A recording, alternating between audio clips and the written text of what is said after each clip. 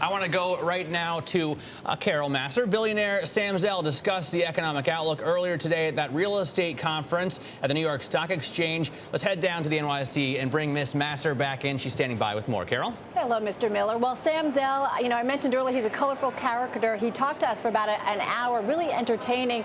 What's interesting, I don't know if you know this, but at this point, about 70% of his business is actually non-real estate and 30% is real estate.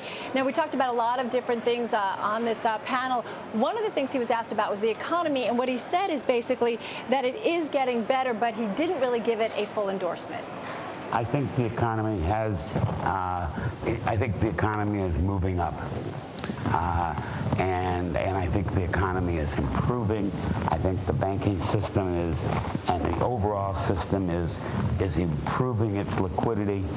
I don't think we're completely out of the woods yet, and from everything I can see, whatever occurs here is going to be relatively slow.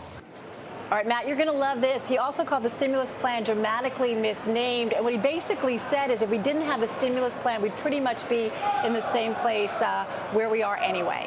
All right, so we got his economic outlook. What did he have to say about where he really made all of his money, about real estate specifically? Well, what he had to say about real estate, I thought this was kind of interesting, Matt. He pointed out that over the last couple of years, there hasn't been really any kind of building, just to kind of stress the point of how bad it was. And what's interesting is he said we're going to see that trend continue. The recession that we had, as opposed to '74 and others, was not an oversupply scenario. Right.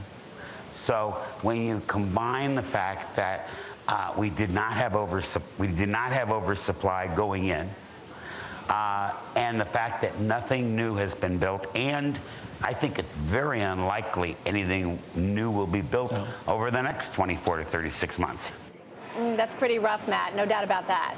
What about where he didn't make money? Media. I mean, he bought Tribune. He's admitted that that was a mistake. What did he say, though, about the future of the news business? It's funny. It was the first question that came up in the Q&A today. And what he basically said in terms of the newspaper business, they really have to attack the idea of intellectual property being kind of taken, the stealing of it, I should say. Matt, it's something we talked about with Google and YouTube and News Corp. He also likened the newspaper business to an ice cube. And he said, basically, you've got to keep the room cold and just take radical steps. So a tough business ahead.